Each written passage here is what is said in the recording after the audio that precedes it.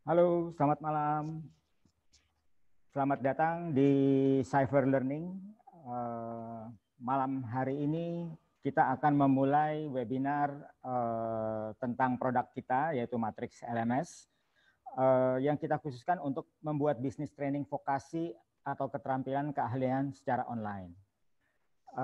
Adapun pembicara yang hadir akan berbicara selain saya yang akan menjelaskan produk Matrix LMS, juga ada profesional di bidang Human Resource Development, yaitu Bapak Pambudi yang sudah lama malang melintang di dunia HR, dan juga tentunya Ibu Pipi atau Ibu Nur Fitriana Zakaria, yaitu education teknologi kita yang akan menjelaskan secara detail bagaimana menggunakan LMS untuk bisa segera membuat bisnis training vokasi atau keterampilan atau keahlian secara online ini. Oke, saya akan secara singkat memperkenalkan dulu produk kita. Ya, Cyber Learning mengkhususkan keahliannya menyediakan platform digital untuk pembelajaran buat organisasi di seluruh dunia. Kita berpusat di San Francisco. Kalau kita lihat peta ini, kita tersebar di seluruh dunia, mulai dari benua Amerika, Afrika, Eropa, Asia, dan Australia. Jadi kita berada di lebih di 100 negara di dunia, kita digunakan oleh 20.000 organisasi, kita memiliki jutaan user, dan kita mendukung 40 lebih bahasa lokal, dan kita memiliki 15 kantor perwakilan di seluruh dunia. Cyber Learning kebetulan di tahun 2020 ini baru saja memenangkan Software as a Service Award, khusus untuk learning management atau training. Kelebihan kita adalah kita mengutamakan great user experience, artinya kita sangat mudah dipergunakan dengan berbagai device yang sudah dimiliki oleh customer kita. Kemudian kita juga memiliki mobile apps, jadi tidak hanya internet browsing, kita juga punya mobile apps berupa di sistem Android maupun Apple, sehingga kita bisa mensupport micro learning, asynchronous learning, dan mobile first design. Nah, kenapa kita mempergunakan LMS ini untuk bisnis? Biasanya ada dua sih untuk menggunakan bisnis. Adalah korporasi sendiri, biasanya mereka mempergunakan untuk menguatkan kinerja karyawan mereka, atau juga untuk para pebisnis yang memang khusus berbisnis di bidang pelatihan dan pendidikan, mereka juga bisa mempergunakan tools yang sama. Jadi kenapa pembicara kita nantinya adalah para pakar di bidang HR, karena titik utama kita adalah di sisi human resource-nya. Jadi biasanya tantangan bisnis korporasi secara umum adalah kadang-kadang suatu visi atau ide itu dengan implementasi atau kenyataannya itu kadang-kadang terjadi jurang pemisah, dan biasanya jurang pemisah itu diakibatkan oleh sumber daya manusianya. Nah, dengan learning dan development ini semua sisi dari tantangan bisnis korporasi bisa kita atasi, yaitu ada dari sisi customer, dari sisi karyawan sendiri, dari sisi external party, yaitu partner dan lain-lain, termasuk regulatory dan lain-lain.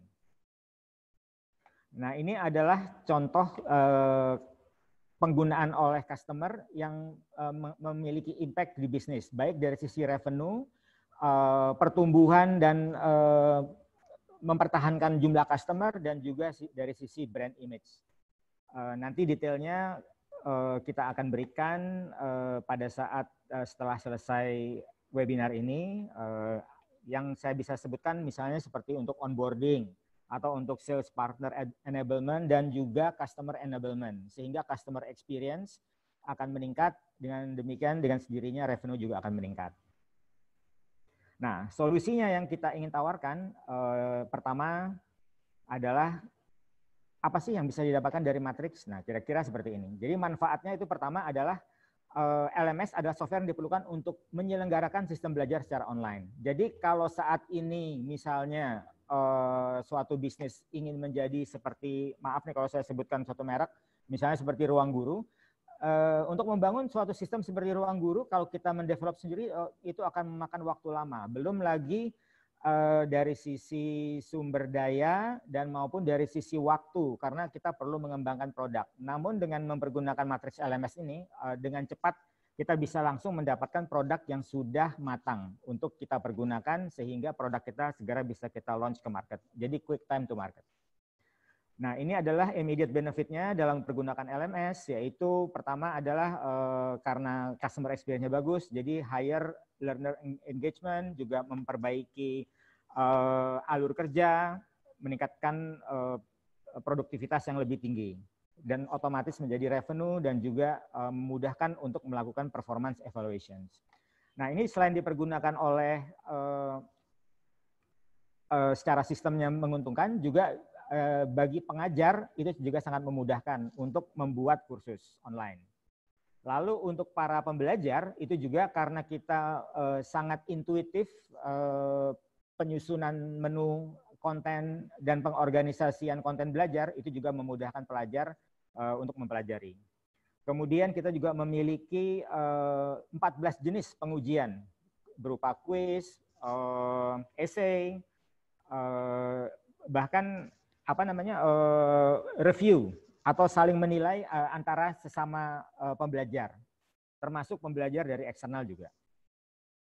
Kemudian fitur-fitur yang ada kita juga bermacam-macam, yaitu kita bisa men-share apa saja, termasuk tugas, share buku-buku dengan para partisipan yang lain. Kemudian juga kolaborasi, misalnya ada tugas kelompok dan lain-lain, itu juga bisa dilakukan. Kemudian engage di sini artinya meningkatkan partisipasi aktif. Jadi kita memiliki semacam pertandingan lah, sebenarnya kompetisi ya, antara sesama pelajar, bahkan sesama pengajar pun juga bisa kita buat, sehingga mereka tertantang untuk menampilkan hasil kinerja yang lebih baik. Dan satu lagi yang penting adalah kita memiliki sertifikasi. Nah, ini mungkin penting bagi bisnis, karena selain kita membuat konten belajar yang menarik, juga dengan memiliki sertifikasi, ini juga akan membuat nilai tambah dari jasa yang kita jual ke customer kita. Analisa penting untuk melihat apakah hasil proses semua yang kita lakukan, termasuk bisnis yang kita lakukan, itu mendatangkan efektivitas yang baik. Oke, kemudian terakhir ya, sebelum saya berpindah ke Pak Pambudi yang akan menjelaskan memotivasi kita. Kenapa? Bagaimana sih future learning di Indonesia dan di dunia, seperti apa nantinya? Oke, saya akan stop share screen. Mungkin saya akan berikan ini untuk ke Pak Pambudi. Pak Pambudi bisa di-speakerkan itunya? Selamat malam. Selamat malam Pak Pambudi. Sebelum Pak Pambudi mulai, mungkin saya perkenalkan ya, Pak Pambudi ini expert ya di bidang HR. Beliau itu mantan ketua Asosiasi Sumber Daya Manusia Indonesia dan sekarang juga ketua HR ASEAN ya, Mas Pambudi. Ya, singkat kata itu yang saya bisa jelaskan mengenai Pak Pambudi karena terlalu banyak pengalaman beliau dan mungkin beliau sendiri akan menjelaskan dan memulai presentasi yang sangat menarik untuk memotivasi kita. Ya, waktu dan tempat saya persilahkan kepada Pak Pambudi.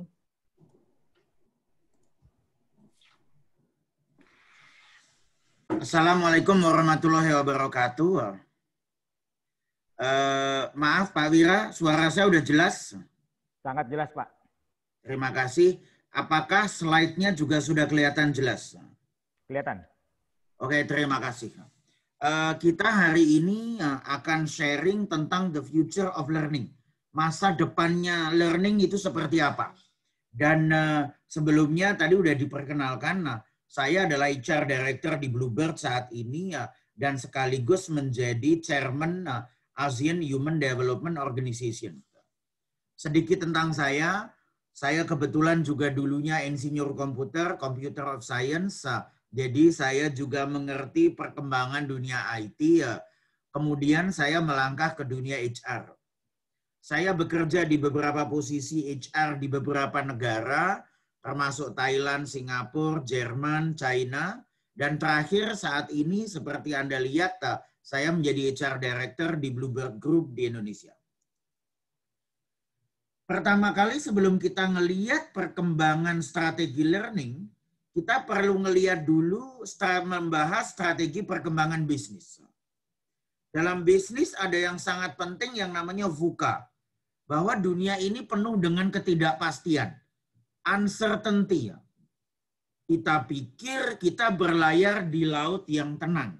Ternyata ada badai yang besar yang siap meluluh lantakkan kapal dan perahu kita serta bisnis kita. Semuanya serba ambigu, tidak jelas. Semuanya serba kompleks dan semuanya serba volatile atau rapuh.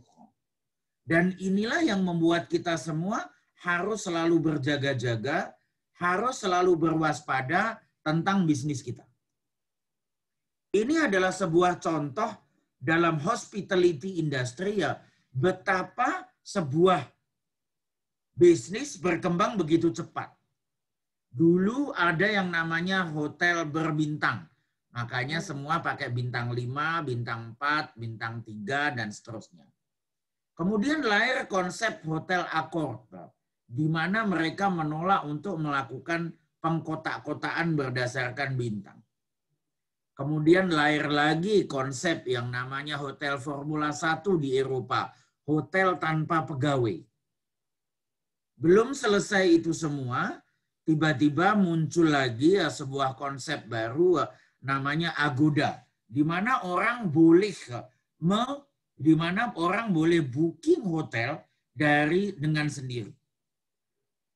Industri travel agent pun terancam dan banyak di antara mereka gulung tikar. Agoda belum selesai, keluar Airbnb, ya.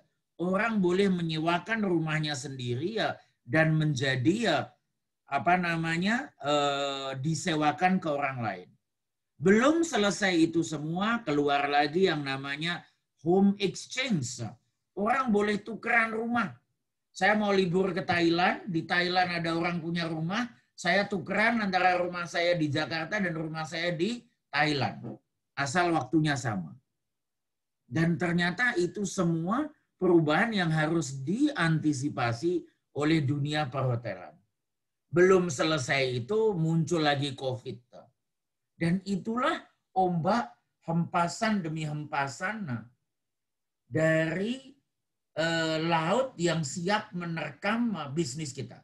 Banyak yang sekali yang berpikir bisnis kita aman, berpikir bahwa bisnis kita ada di lautan tenang, ternyata tidak. Dan ternyata itu adalah sesuatu yang sangat normal. Inovasi apapun yang kita punya, selalu pada saatnya berjaya, tapi kemudian akan turun lagi. Dan pada saat turun, kita harus menemukan inovasi berikutnya.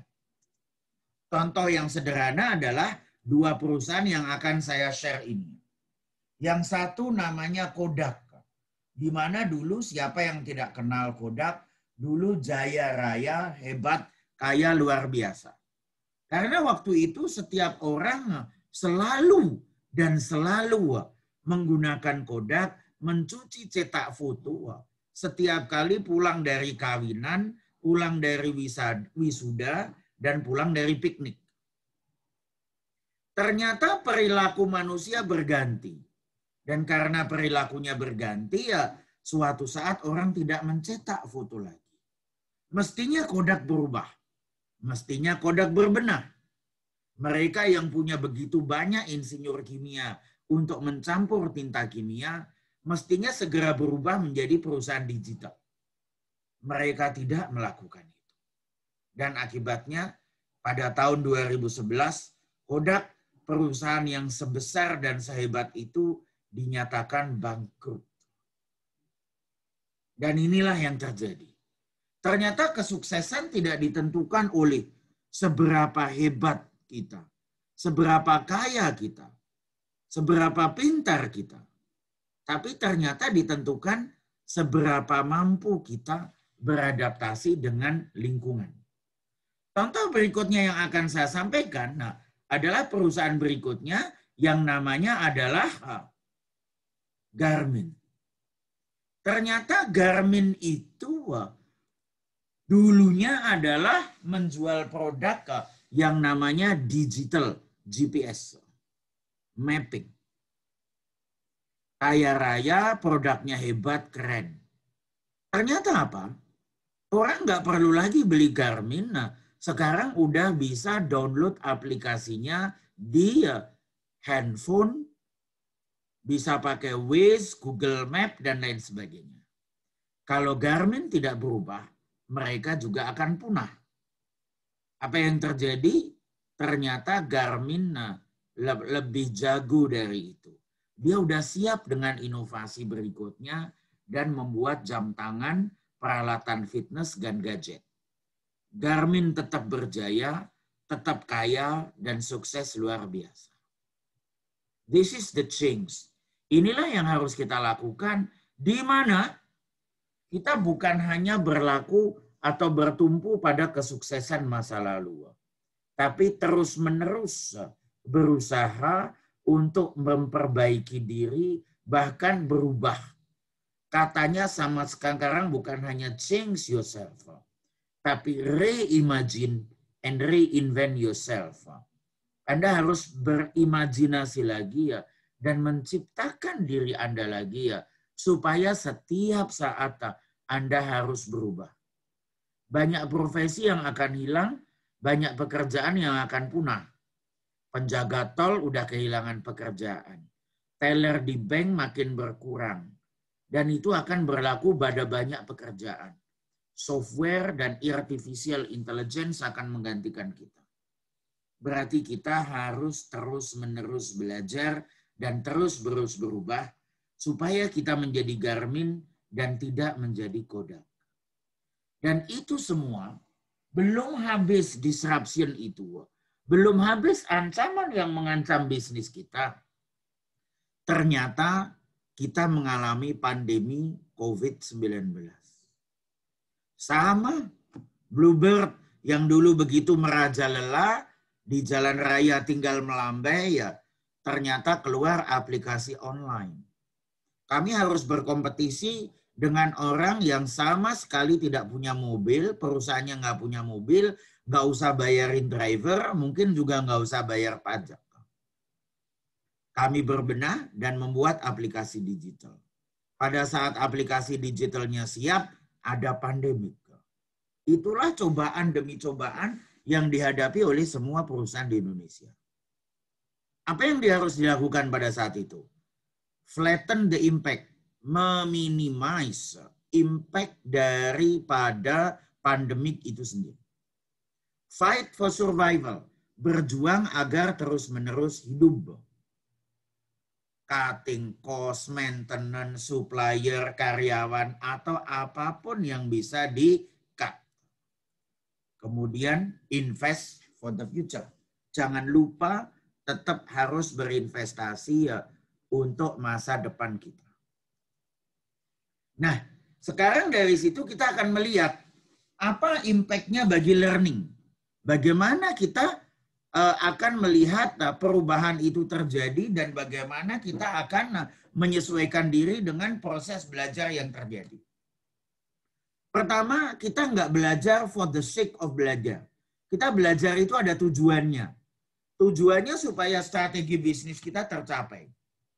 Dan untuk itu, yang pertama kali harus dilihat adalah strateginya. Bagaimana bisnis strategi kita dalam 2 atau 3 tahun ke depan. Apa capability dan kompetensi yang kita butuhkan. Dan bagaimana kita akan mengembangkan kompetensi tersebut. 2, teknologi. Nggak bisa lagi belajar hanya mengandalkan papan tulis dan kapur. Semuanya berbekal teknologi. Bagaimana teknologi itu akan mendukung bisnis strategi dan bagaimana teknologi itu akan mendukung company learning. Ketiga, experience. experience apa yang didapatkan oleh karyawan kita, talent-talent kita pada saat mereka belajar new competence, dan bagaimana kita menggunakan metode belajar yang berbeda-beda. Udah nggak zaman bikin corporate university ya dengan gedung yang megah dan mahal-mahal. Runtuhkan itu. Udah waktunya kita membuat platform digital di mana semua orang bisa mengunduh, bisa belajar anytime, anywhere. Kombinasi antara learning, online digital learning, mentoring dan coaching, serta on the job harus digabungkan supaya talent-talent kita mendapatkan manfaat yang lebih besar daripada proses learning itu sendiri. Terus gimana dong? Nah, ini adalah the future-nya kayak seperti ini. So, how do we do? 1, accelerated remote learning. Kita menjangkau 13.000 pulau di Indonesia. Nggak mungkin semua disuruh datang ke Jakarta, apalagi masa COVID. Digital remote learning menjadi sangat penting. 2, greater personalized learning. Dalam arti ya bahwa semua orang nggak punya waktu. Kalau zaman dulu semua harus punya ijazah S1, belajarnya 4,5 atau 5 tahun. Setelah itu belum tentu pula ilmu yang dipakai berguna bagi pekerjaannya. Banyak orang IPB kerja di bank, Institut Pertanian Bogor, nanam tanaman kerjanya di bank. Banyak lulusan ITB ya bekerja menjadi sales. Sehari-hari ya belajar teknik mesin, ternyata jualan asuransi ya. Buat apa kuliah 5 tahun? Yang kita perlukan adalah personalize. Jadi kalau belajar mungkin setahun aja, tapi kita mempunyai kombinasi yang saya butuhkan apa, dan mungkin yang lain nggak usah dipelajari, buang-buang waktu. Makanya nggak bisa lagi berjalan dengan kurikulum. Semuanya harus personalized learning. Ketiga, hand-on and project-based. Zaman dulu harus belajar dengan buku yang tebel-tebel. Ngapalin textbook. Ini buku ini masih tipis. Dulu bukunya tebel-tebel. Ternyata setelah ngapalin buku tebel, sampai di kantor tidak bisa dipakai. Karena yang kantor tidak akan pernah membayari knowledge atau pengetahuan. Tapi perusahaan akan membayar skills atau kemampuan. Makanya semua learning baru nanti harus hands-on, pakai tangan, pakai praktek, project-based learning. Kemudian, new way of exam and assessments. Berarti ada cara baru untuk mengakses mereka, untuk menguji mereka. Last but not least, terakhir, belajarnya harus lebih cepat. Karena kebutuhan bisnis yang berubah begitu cepat. Dan termasuk bagaimana mengupdate kemampuannya lebih cepat. Contoh, ada bank yang terkenal dan ada di seluruh Indonesia, namanya Bank Rakyat Indonesia. Coba bayangin, kalau setiap kali training harus berada di ruang kelas, pergi ke gedung namanya Corporate University atau Training Center, berapa lama waktu yang digunakan untuk mengajarkan kepada pegawai Bank Republik Indonesia di seluruh Indonesia? Kalau ditaruh di komputer, mungkin ditaruh di handphone, sekali diubah, didevelop, langsung push, diupload, dan semua karyawan di seluruh Indonesia bisa langsung belajar dari situ. Jadi ingat, tren dalam dunia learningnya nanti akan menjadi accelerated remote learning, great personalized learning, hands-on and project-based. Cara menguji dan assessment akan berganti, tapi terutama belajarnya harus makin lama makin cepat. Demikian sharing dari saya, dan apabila ada pertanyaan tentang inovasi, tentang future of learning dan competence, saya persilahkan. Mohon maaf, saya bukan dari Cypher Learning, jadi pertanyaannya ke saya bukan produknya, Kalau pertanyaan tentang produk nanti tanyanya ke Pak Wira, tapi kalau tanya ke saya adalah tentang tren dalam dunia learning seperti ini. Ya. Saya cuma mengingatkan bahwa pada saat kita punya ide besar itu bagus banget. Makanya saya selalu bilang dream big. Problemnya adalah orang Indonesia seringkali dream big dan mulainya big. Makanya nggak mulai-mulai. Banyak hal hanya menjadi wacana, tidak terimplementasi. Ya. Makanya saya bilang dream big, bermimpilah yang besar, start small, mulailah dari yang kecil, tapi terutama bertindaklah sekarang juga. Act now. Demikian presentasi saya. Terima kasih banyak. Silakan saya oper kepada Pak Wira dan saya stop sharing. Terima kasih Pak Pambudi, sangat menginspirasi, dan kalau ada pertanyaan baik ke Pak Pambudi maupun ke saya ataupun ke tim yang lain, silahkan mohon ditulis di Q&A. Nah, menyambung presentasinya Pak Pambudi, para partisipan kalau memang ingin bertanya silahkan di Q&A sebentar. Ada nih Pak. Boleh. Oh nih, ada dibuat Pak Pambudi nih. Kenapa iya, Bluebird? Ayo silakan Pak Pam. Ya, Pak Pambudi, ini ada pertanyaan di Q&A section kita dari Pak Edward. Kenapa Bluebird terlambat merespons online transport? Wah, pertanyaannya keren banget. Terima kasih banyak Pak. Very good. Dan itu sebenarnya mungkin banyak perusahaan melakukan seperti itu. Toyota itu telat merespons mobil listrik. Sekarang modalnya Tesla udah jauh lebih besar daripada Toyota. Kenapa demikian? Karena banyak perusahaan semuanya mikirnya KPI, Pak. Key Performance Indicator. KPI itu apa? Sebenarnya sesederhana, keuntungan sama dengan pendapatan dikurangi pengeluaran. Dan kalau bikin produk baru, terus misalnya online transport, itu ongkosnya besar sekali. Terus terang besar sekali. Jadi karena kosnya besar, nanti keuntungan sama dengan pendapatan dikurangi pengeluaran, ternyata keuntungannya akan turun. Yang mungkin Bapak-Bapak tidak tahu, perusahaan online di Indonesia belum untung, Pak.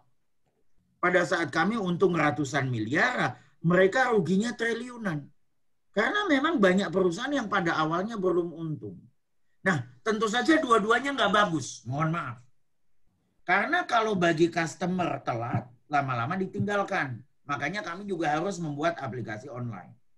Tapi kalau perusahaan terus-menerus menjadi startup, maksudnya sudah lama start, tapi tidak pernah up, udah lama mulai, nggak untung-untung, lama-lama akan ditinggalkan investornya juga. Dan banyak kejadian investor yang bangkrut. Terus bagaimana dong? Perlu keseimbangan. Antara apa? Antara jangka pendek dan jangka panjang. Berarti tidak boleh hanya ada KPI atau Key Performance Indicator. Harus ada keseimbangan antara Key Performance Indicator dan Key Development Indicator. Dalam arti ya, keuntungan ada, tapi juga harus bersiap-siap pengembangan untuk jangka waktu yang lama. Makanya kami berbenah. Dalam masa COVID, kami harus efisiensi, tapi IT departemen kami tetap merekrut ratusan programmer dan kami bekerja keras untuk menyiapkan supaya selesai COVID, kami sudah punya platform yang lebih canggih. Kira-kira begitu. Terima kasih banyak Pak Edward. Pertanyaannya keren banget. Next, silahkan. Ini sudah ada banyak pertanyaannya nih Pak Pambudi. Boleh ya satu-satu saya coba pilihkan. Ini ada pertanyaan dari Pak Bowie. Yes. Pak Pambudi, bagaimana sebaiknya sikap pengajar senior saat ini dalam menghadapi perkembangan teknologi saat ini? Di satu sisi sudah ada kelelahan untuk mengimbangi perkembangan teknologi. Betul. Makasih banyak. Oke. Pada saat seorang penjaga tol bekerja di tol, seharusnya dia terus-menerus mengupdate kompetensinya. Pada saat dia tidak mengupdate, dan kemudian tolnya diganti dengan pintu gerbang elektronik, akhirnya dia di PHK dan dia kehilangan pekerjaan. So, pada saat seorang teller seharusnya bekerja keras mengupgrade kemampuannya, ternyata dia tidak mengupgrade. Pada saat teller digantikan dengan internet banking dan ATM, akhirnya dia kehilangan pekerjaan. Siapapun dia, mohon maaf. Mau senior, mau junior. Mau muda atau tua. Kalau mau survive, harus belajar terus-menerus dan menyesuaikan diri dengan teknologi. Tidak menyesuaikan diri dengan teknologi, kita akan tersisih, ditelan zaman. Seperti Kodak tadi. Saya yakin bapak-bapak tidak mau seperti itu. Mau tidak mau, terpaksa bapak harus melakukan itu. Mau tidak mau, ibu-ibu harus beradaptasi. Teknologi apapun. Kalau tidak, maaf, nasib bapak atau ibu akan seperti Kodak yang bangkrut. Akan seperti pegawai tol. Akan seperti teller banking. Atau seperti banyak orang yang lama-lama akan kehilangan pekerjaan. Demikian. Terima kasih. Next. Oke, terima kasih Pak Budi. Ya Pak, silakan minum dulu Pak. Ini silakan, masih banyak soalnya pertanyaannya. Monggo, nggak apa-apa. Dari Pak Gede Kusuma. Oke, malam saya Kusuma mau menanyakan ke Pak Pambudi terkait dengan shifting learning method dari classroom ke virtual classroom. Yes. Seperti combine dengan metode teleconference seperti Zoom, Microsoft Teams, dan lain-lain. Apakah ini termasuk future learning juga? Karena setelah dilaksanakan via virtual, sepertinya ada beberapa aspek yang kurang dibandingkan dengan classroom yang offline. Seperti itu. Terima kasih, katanya. Jawabannya sederhana, ya, itu future learning. Dan Bapak bilang, ada aspek yang kurang. Tentu saja. Biasanya ketemu langsung, nggak ketemu kok. Tapi pelan-pelan kita akan terbiasa.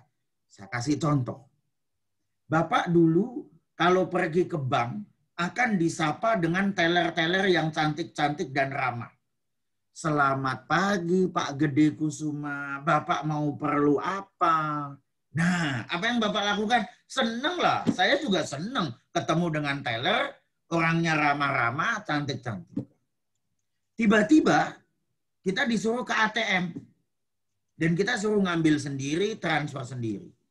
Pertama kali apa Pak? Kita komplain kan, ya ada yang kurang, tidak ada sentuhan. Kita pelanggan, kita manusia, kita pengen dihargai. Kan begitu kan? Tapi realitinya ternyata apa? Meskipun kita komplain pada awalnya, lama-lama kita kan lebih senang. Kenapa? Karena ngapain kita harus ke capek-capek ke mana?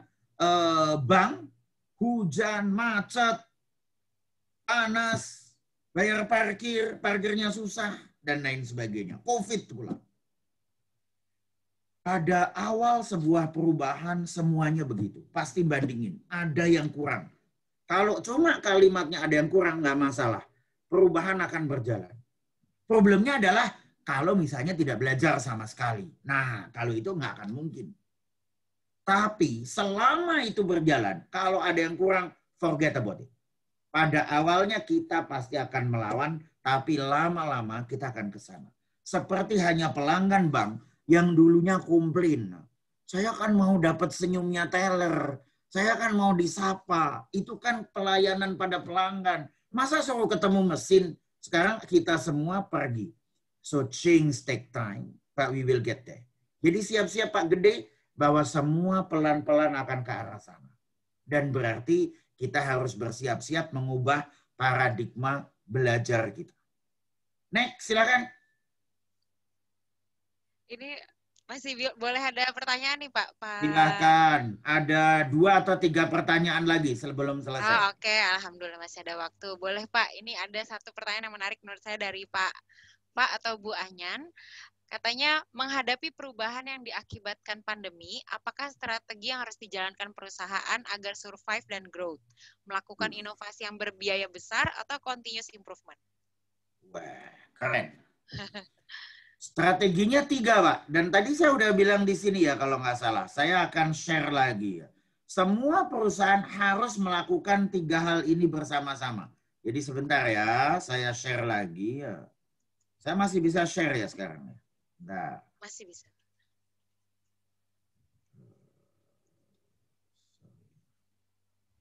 Oke, saya akan share.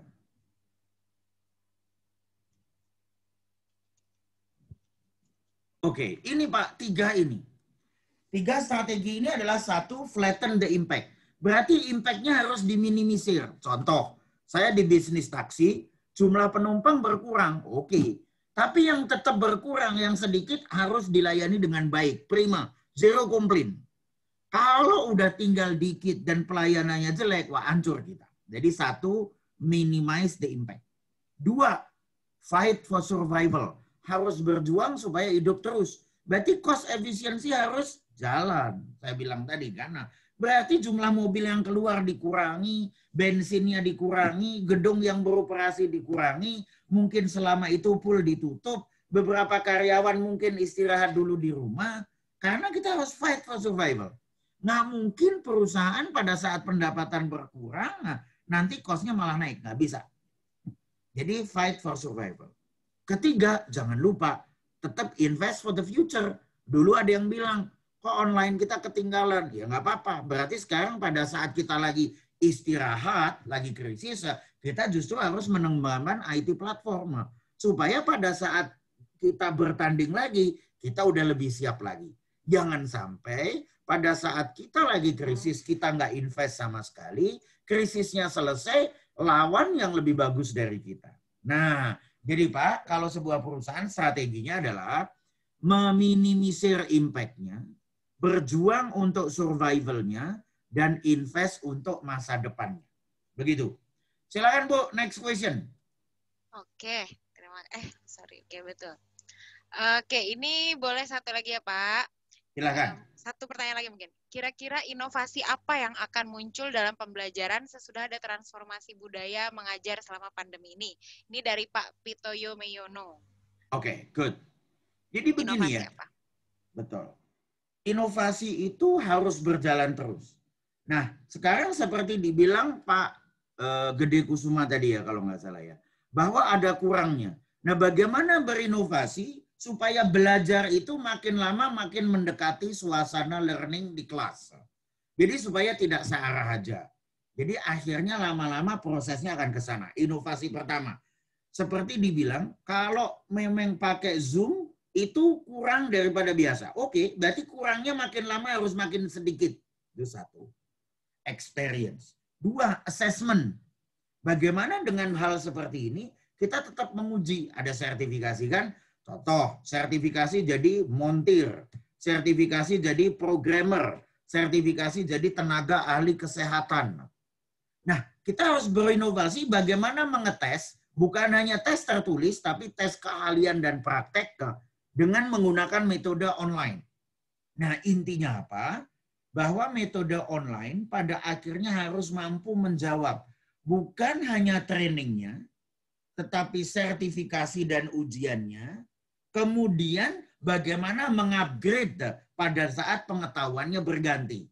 Ingat baik-baik, training di awal, sertifikasi dan ujian di tengah, kemudian terakhir adalah upgrade daripada kompetensi tersebut. Terima kasih banyak, pertanyaannya keren-keren. Mohon maaf, saya udah pamit sama Pak Wira bahwa saya harus pamit jam 8.40 ya Pak ya. Terima kasih banyak kesempatannya. Jangan lupa kalau ada apa-apa, Facebook saya Pambudi Sunarsianto, silakan kunjungi. Saya menulis artikel, kalau mau juga bisa direct message pertanyaan, dan nanti saya jawab melalui Facebook atau LinkedIn. Ya, terima kasih banyak. Selamat malam. Wassalamualaikum warahmatullahi wabarakatuh. Waalaikumsalam warahmatullahi wabarakatuh. Oke, berarti pertanyaan selanjutnya boleh? Mungkin Pipi, karena waktu kita juga ada terbatas, sebelum kita, jadi ada 3 bagian kan. Yang pertama tadi Pak Pambudi telah menjelaskan motivasinya. Nah, kemudian nanti bagian yang terakhir adalah bagian how to-nya, yaitu bagaimana sih mengeksekusi ini semua. Nah, sebelum kita lanjut ke materinya Ibu Pipi, coba saya menjebatani. Tadi Pak Pambudi mengatakan dream big, Dream big ini adalah visi. Apakah para partisipan itu memiliki usaha yang sudah berjalan, atau usahanya besar, ataupun usahanya kecil, ataupun perorangan ya, individu. Ini ada pertanyaan nih, misalnya mohon saran untuk saya online trainer self-employed, lebih baik saya membangun atau memakai web LMS milik sendiri, atau lebih baik saya masuk ke online learning marketplace seperti Udemy. Nah, jawabannya di sini. Yang penting kita dream big, ya.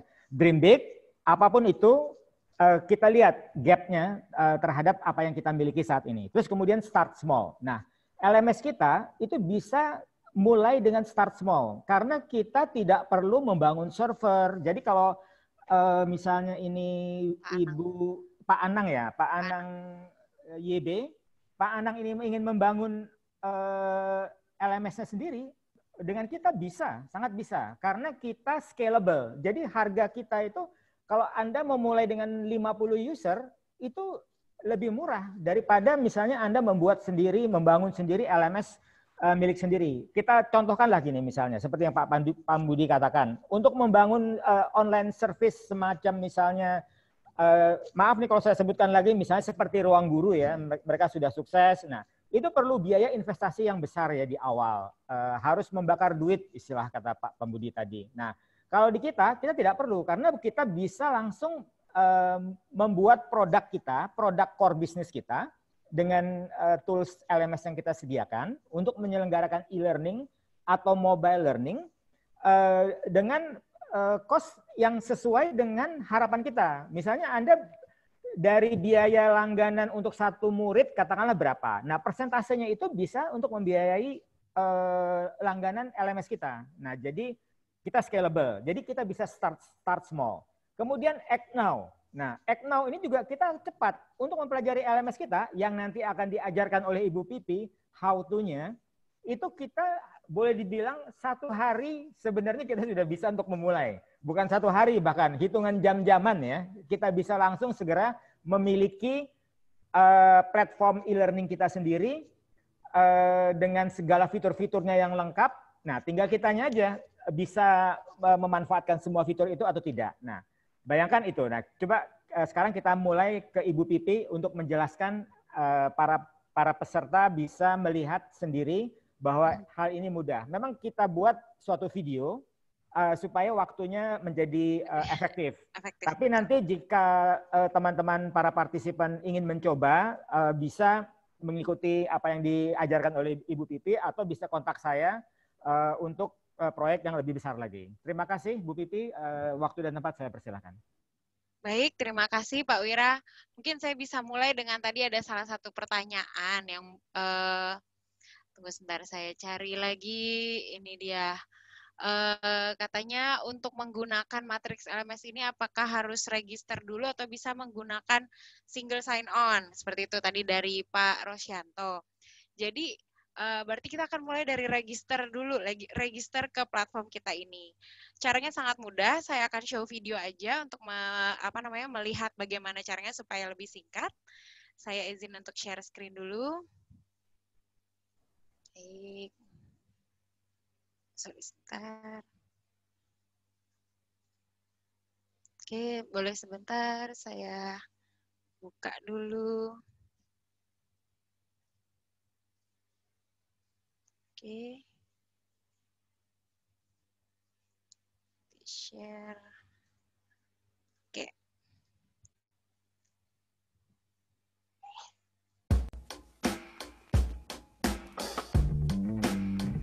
Langkah mudah membuat platform belajar online dengan matriks LMS. Kunjungi website matrixlms.com, kemudian klik tombol free trial di kanan atas halaman.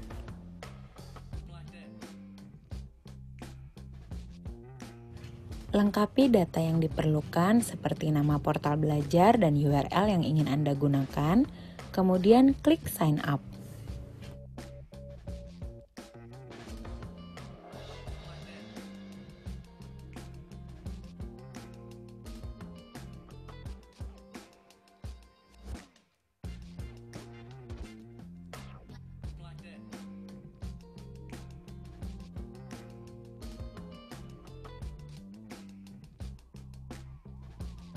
Informasi ini bisa Anda edit kembali setelah portal dibuat.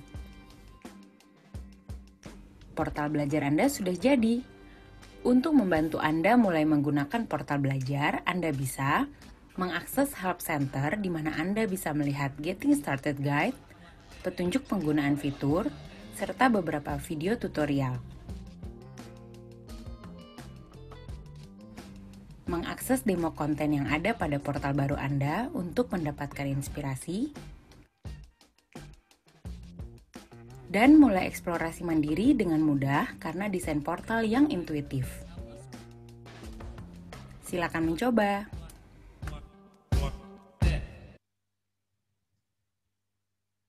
Oke, jadi ini mungkin bisa ditujukan bukan hanya untuk Pak Anang, terus tadi Pak Rosyanto, dan tadi ada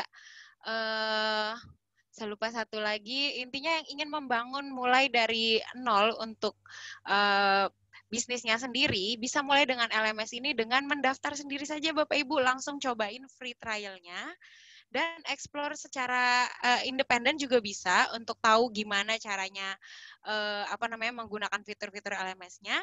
Tadi untuk cara registrasinya sudah sempat saya tunjukkan di video. Cukup mudah, hanya butuh data seperti email, kemudian tinggal membuat nama instansinya apa, nama portal Bapak Ibu sendiri nanti apa, kemudian bisa langsung sudah siap portalnya.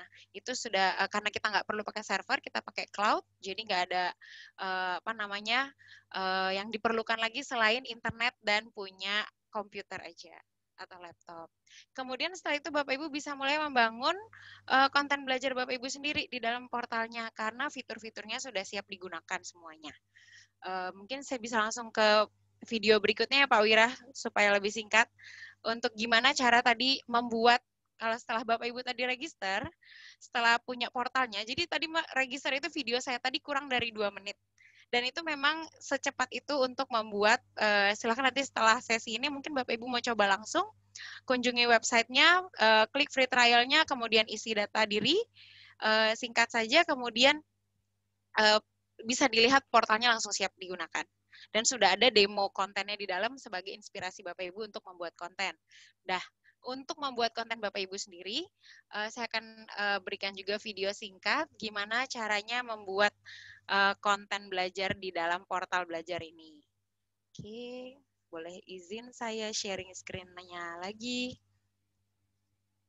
Oke, ini dia.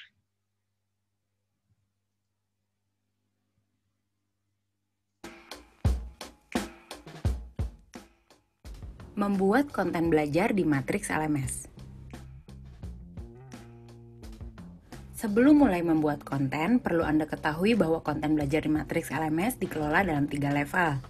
Level course, masing-masing course terdiri atas 1 atau lebih modul, dan masing-masing modul terdiri atas 1 atau lebih section. Untuk membuat konten, kita akan mulai dengan membuat course terlebih dahulu. Pilih course, kemudian klik tombol Add. Lengkapi informasi course yang akan dibuat. Klik tombol Save, maka course Anda sudah jadi. Anda bisa mengedit berbagai pengaturan course, mengganti gambar pada thumbnail, kemudian mulai menambahkan modul.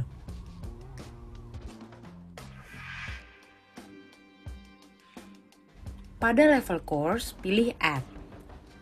Lengkapi informasi modul yang akan dibuat. Klik tombol Save, maka modul Anda sudah jadi. Anda bisa mengedit berbagai pengaturan modul, mengganti gambar pada thumbnail, kemudian mulai menambahkan section.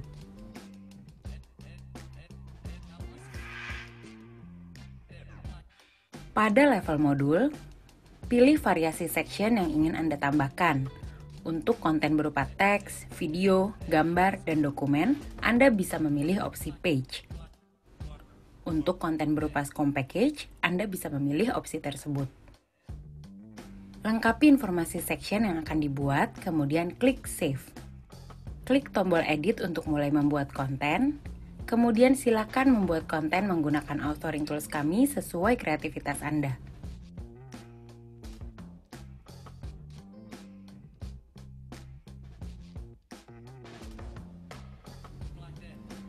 klik tombol save, maka section Anda sudah jadi. Anda bisa mengedit kembali konten section yang telah dibuat atau menambahkan section lainnya. Section yang Anda buat juga bisa berupa assessment. Pilih variasi assessment yang ingin Anda tambahkan. Assessment dalam bentuk kuis menyediakan 7 tipe pertanyaan yang bisa Anda gunakan. Silakan buat konten assessment Anda menggunakan authoring tools kami sesuai kreativitas. Klik tombol save, maka section assessment Anda sudah jadi.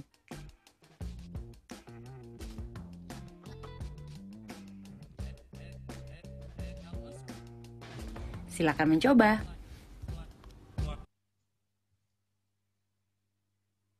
Baik, itu tadi untuk cara membuat kontennya.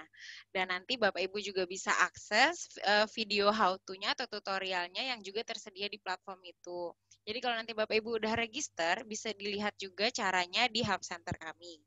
Nah, setelah membuat konten belajar tadi, nih salah satu pertanyaan tadi ada yang menyebutkan tentang sertifikasi. Sebenarnya kalau di platform ini maksudnya sertifikasinya mungkin kita bisa fitur-fitur kami memungkinkan untuk Bapak Ibu mengadakan sertifikasi kalau misalnya adalah lembaga yang memang kredibel untuk sertifikasi. Jadi karena fitur kami termasuk salah satunya mengotomatisasi proses tadi certified-nya, memberikan certified kepada peserta setelah proses belajarnya. Dan biasanya proses sertifikasi itu kan nggak hanya melalui pembelajaran online aja, tapi ada berbagai variabel yang harus dinilai. Misalnya ada proses wawancara lagi, kemudian ada proyek yang harus dikerjakan mungkin. Nah, berbagai variasi proses belajar tadi bisa difasilitasi di Matrix LMS juga dengan fitur-fitur yang mendukung. Jadi keseluruhan mulai dari start sampai end untuk proses sertifikasi semuanya bisa dibangun di platform ini. Dan bahkan ada salah satu klien kami yang konsultan juga sudah melakukan hal itu. Seperti itu contohnya. Kemudian selain membangun tadi konten belajar Bapak Ibu sendiri di portal ini, bisa juga konten belajar ini dijual di portal Bapak Ibu ini dengan fitur e-commerce kami. Jadi modelnya seperti e-commerce yang Bapak Ibu kenal, seperti Tokopedia, kemudian Shopee, dan lain-lain. Yang kalau di sana marketplace untuk jualan barang. Tapi kalau Bapak Ibu menggunakan LMS Matrix ini, Bapak Ibu bisa mengaktifkan fitur e-commerce, dan konten yang sudah Bapak Ibu buat bisa juga langsung dipajang untuk bisa dijual dan diakses oleh publik. Dan mudah pembeliannya juga melalui portal. Kemudian setelah pembelian mereka bisa mengakses konten belajar seperti itu. Jadi mulai dari mulai dari tadi register di platformnya, membuat kontennya, bahkan sampai menjual kontennya pun semuanya bisa difasilitasi di fitur-fiturnya Matrix LMS. Satu lagi berarti video terakhir yang saya siapkan yaitu bagaimana tadi membuat e-commerce-nya atau mengaktifkan e-commerce di platform Matrix LMS ini. Boleh saya share satu lagi? Sebentar. Oke.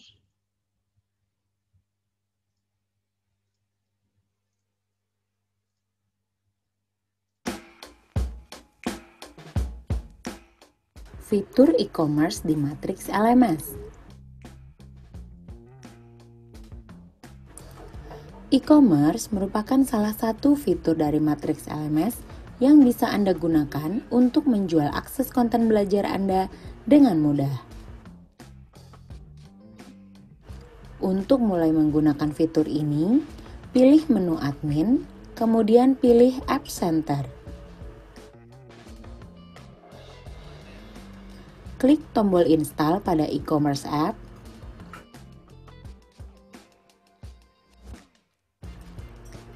Kemudian setelah muncul notifikasi bahwa aplikasi telah terinstall, Anda bisa mengklik tombol konfigurasi untuk langsung menuju halaman tersebut.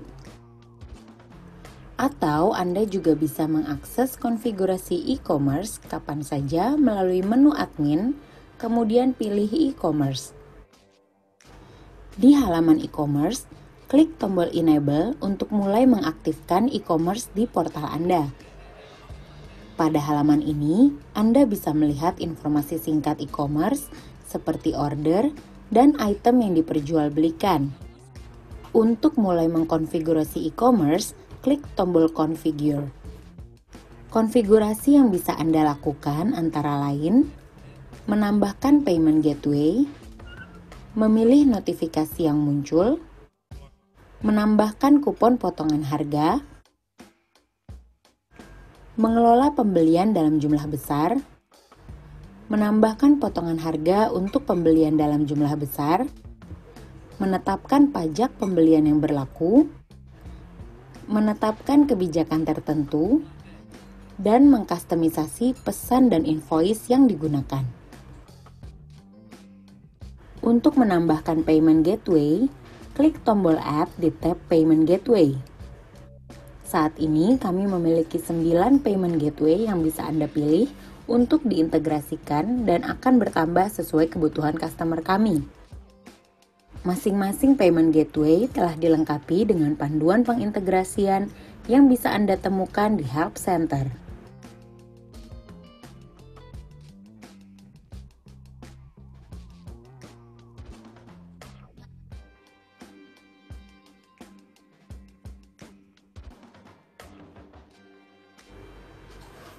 Anda juga bisa memilih purchase order sebagai payment gateway apabila pembayaran ingin dilakukan di luar portal. Kemudian, Anda bisa memilih mata uang yang ingin digunakan dengan mengklik tombol edit pada default currency.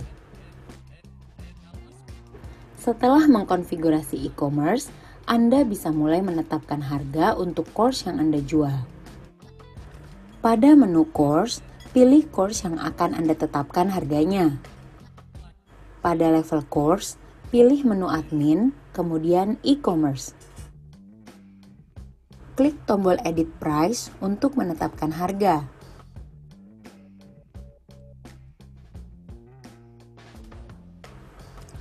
Anda juga bisa mengatur action yang terjadi setelah user melakukan pembelian dengan mengklik tombol add pada purchase action.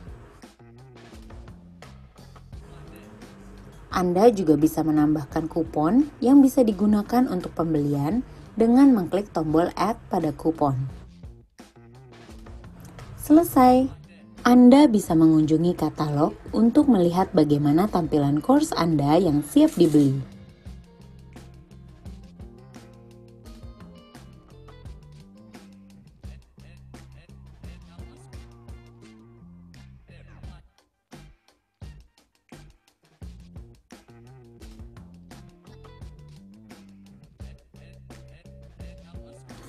Silakan mencoba. Oke, itu tadi salah satu fitur kita e-commerce. Jadi seperti yang saya sebutkan, kalau membangun sendiri bisnis training Bapak Ibu bisa mulai dengan matriks LMS dari ujung awal sampai ujung akhir, semuanya difasilitasi dengan fitur-fitur yang tersedia. Ini ada satu pertanyaan, nggak di kolom Q&A sih Pak, tapi boleh langsung saya jawab aja ya Pak ya. Dari Pak Santosa, mohon maaf. Selain adanya e-commerce, apa saja bedanya web ini dengan Google Classroom? Mbak, sebenarnya kalau seandainya saya mau breakdown apa saja bedanya, itu sangat banyak dan kita bisa share, kita udah punya tab semacam artikel comparison-nya, perbandingan antara LMS kita dengan LMS lainnya. Tapi kalau boleh saya sebutkan, yang utama adalah fleksibilitas. Jadi,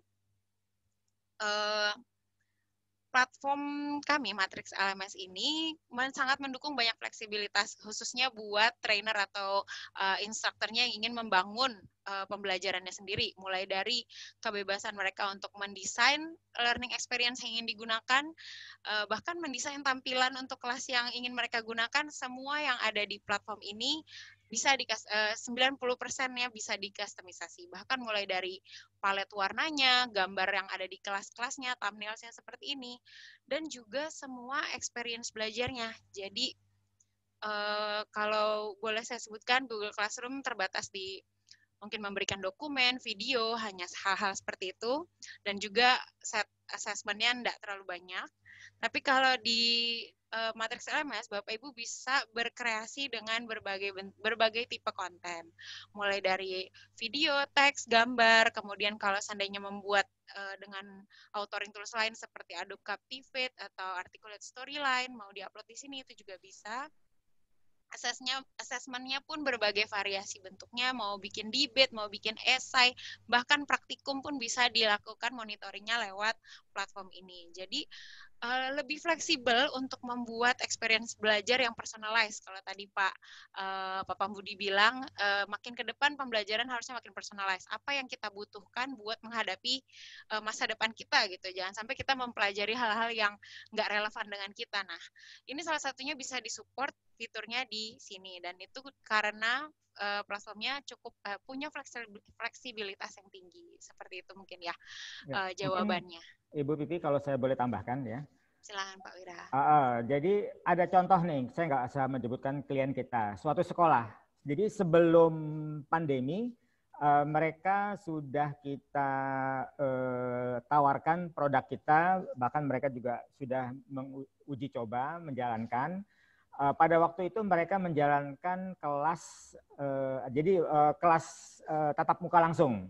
Nah, jadi bergerak di bidang pelatihan desain fashion ya, pelatihan desain fashion. Oh, iya. Mereka sudah mencoba. Nah, cuman karena mereka terlambat untuk mempersiapkan internal mereka, karena sebenarnya ini mudah sekali, cuman ya memang perlu komitmen ya, komitmen yang tadi dream big, start small, dan act now. Mereka terlambat, sehingga begitu krisis pandemi, mereka kehilangan pengajarnya, bahkan kehilangan murid-muridnya. Sehingga opportunity yang sebelumnya mereka bisa mulai dengan pelajar mereka yang sekarang, murid-murid dia yang sekarang, itu jadi hilang. Nah, untuk membangunnya itu kembali kan mereka harus mulai dari nol lagi. Nah, jadi makanya lebih baik kita mulai segera, start small, dan dream big, ya itu pertama. Terus kedua, ada juga yang mengenai kenapa kok kita tidak taruh konten kita saja di Udemy atau di katakanlah misalnya platform-platform yang lain ya, misalnya seperti Ruang Guru. Nah, tergantung kita juga. Kalau kita hanya fokus untuk mengajar jumlahnya tidak terlalu banyak dan kita juga fokus hanya untuk membuat konten semata, jadi bukan membangun bisnis yang bermimpi besar, bukan bermimpi besar lah mungkin ya, yang bermimpi lebih baik lagi, artinya yang bisa kita lakukan itu ya mungkin cukup ya dengan hanya menaruh konten kita di Udemy dan menunggu orang membeli produk kita. Tapi kalau kita ingin membangun bisnis kita sendiri, sekarang sudah dimungkinkan dengan software as a service, yaitu seperti LMS Matrix kita ini. Jadi mau berapapun murid saat ini atau karyawan yang Anda miliki, Anda bisa mulai segera.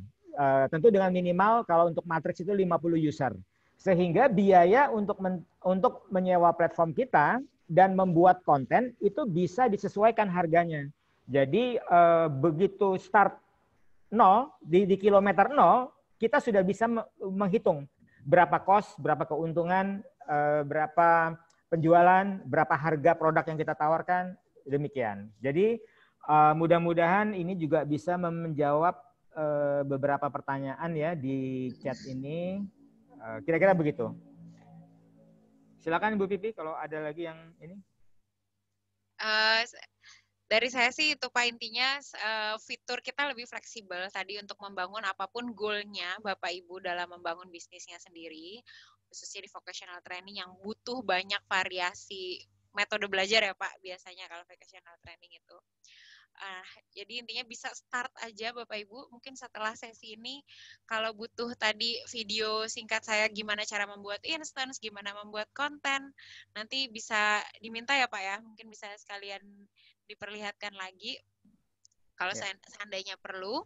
Jadi bisa langsung ke websitenya aja dan langsung coba, dan kalaupun ada pertanyaan atau butuh panduan dalam membangun konten dan platform Bapak Ibu sendiri, bisa di Indonesia ada kita untuk mendampingi ya Pak Wira ya.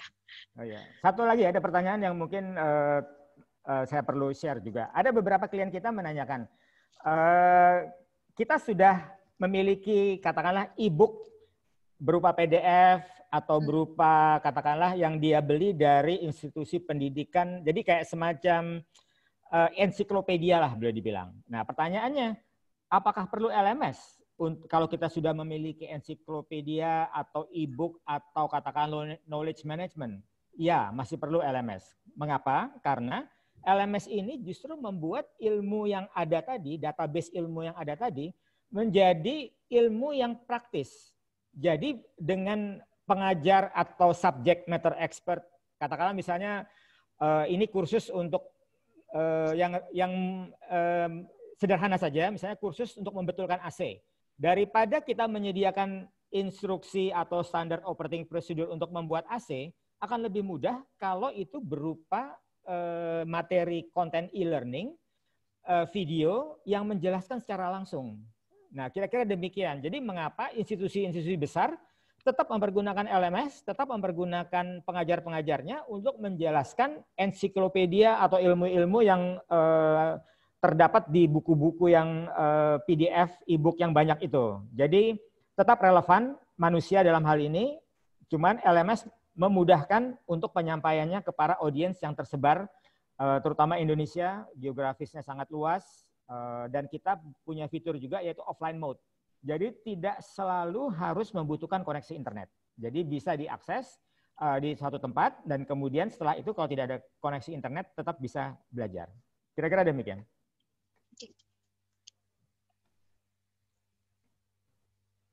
Oke, ini saya menjawab yang dari teks juga, Pak. Ya. Boleh langsung saya sebutin aja kali ya pertanyaannya sekalian. Tadi ada yang nanya untuk payment gateway.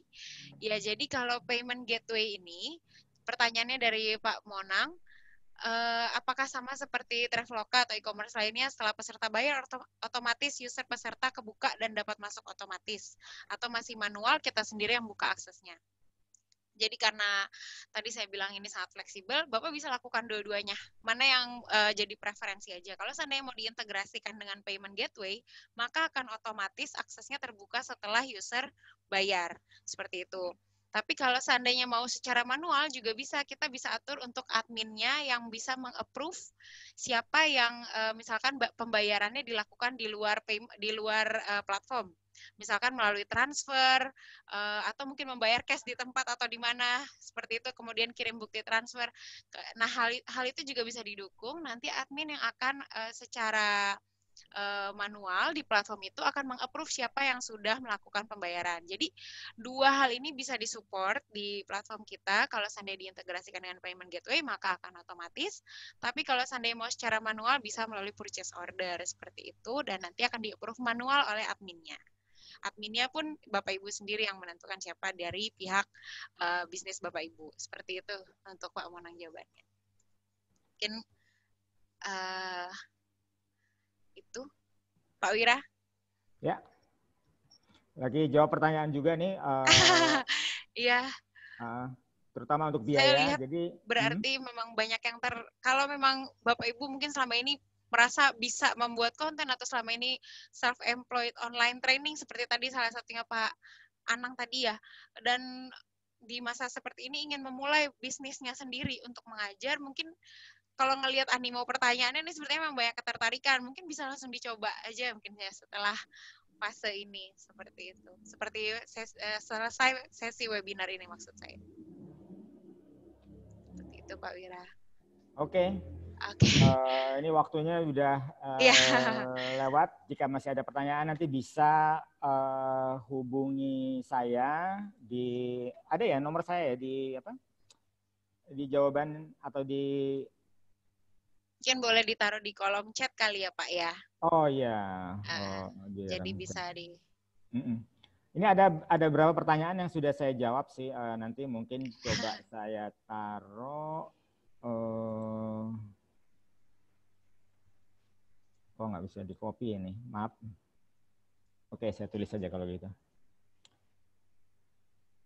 Oke. Jika masih ada pertanyaan, mungkin bisa, ini saya tulis email saya. Tolong dicatat. bisa ditanyakan ke email ini atau WA atau telepon saya di 0812-990-99099. Ya, saya sudah balas. Oke, terima kasih para partisipan. Mudah-mudahan kita bisa bertemu lagi di lain kesempatan, terutama untuk membantu kalian untuk membangun platform e-learning kalian sendiri. Dan jika diberi kesempatan di acara webinar yang lebih menarik lagi. Terima kasih, selamat malam. Waalaikumsalam warahmatullahi wabarakatuh. Assalamualaikum warahmatullahi wabarakatuh. Terima kasih Bapak Ibu.